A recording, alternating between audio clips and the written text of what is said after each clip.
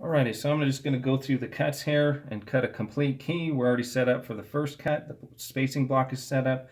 We're already set up at 300. 320 is going to be our number one cut according to our depth chart. So that's going to be number one spacing, number one cut. Number two spacing, we're just going to go to 305. Very simple, very quick, very easy. Okay, we're going to go to 290.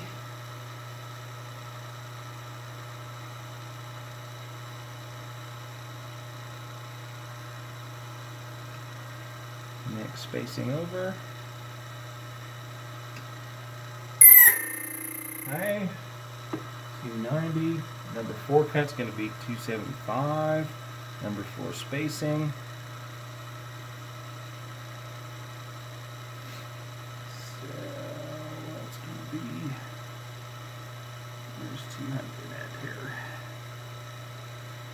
200, 250.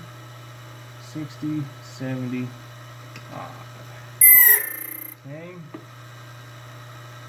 Fifth cut, number 5, it'll be 260, right down.